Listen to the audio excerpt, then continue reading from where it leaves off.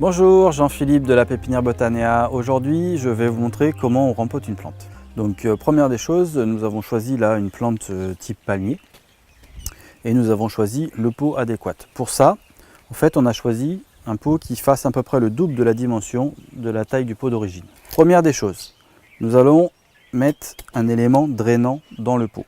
Pour ça, nous allons utiliser les billes d'argile.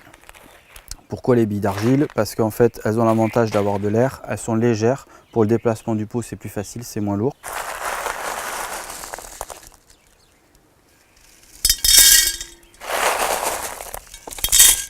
On en met à peu près l'équivalent de 2 doigts au fond.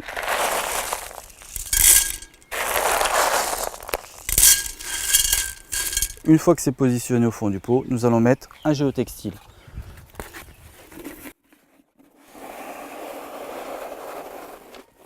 Pourquoi un géotextile? Parce qu'en fait, on va isoler la partie drainante de la partie terreau de façon à ce que l'eau puisse passer tranquillement sans boucher les pores de la partie drainante qu'on a mise. Une fois que ceci est fait, on va mettre un petit peu de terreau au fond de notre pot pour pouvoir caler la motte.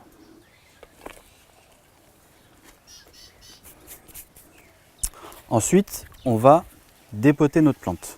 Pour ça, vous appuyez sur la base du pot, ce qui va permettre de défaire la motte relativement facilement.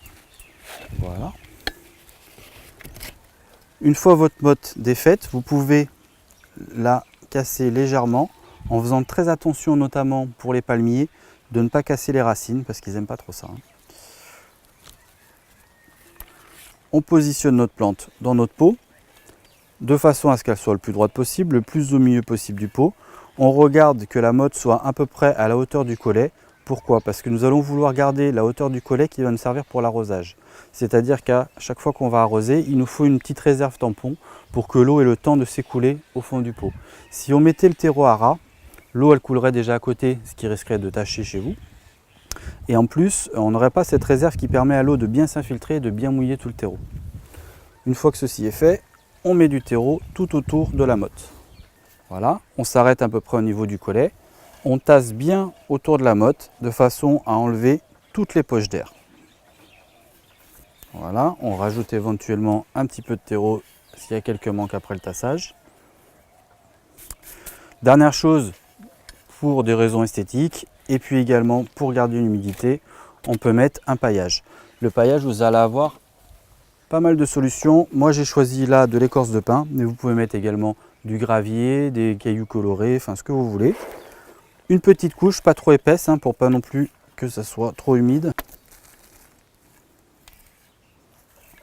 2 cm maximum. Une fois que ça c'est fait, dernière chose importante, l'arrosage.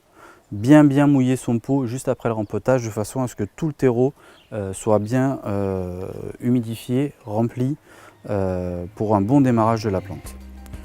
Voilà, donc je vous ai montré comment pouvoir rempoter une plante.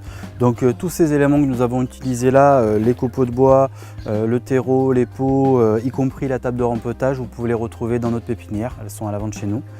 Voilà, en tout cas je vous remercie et puis à très bientôt dans notre pépinière.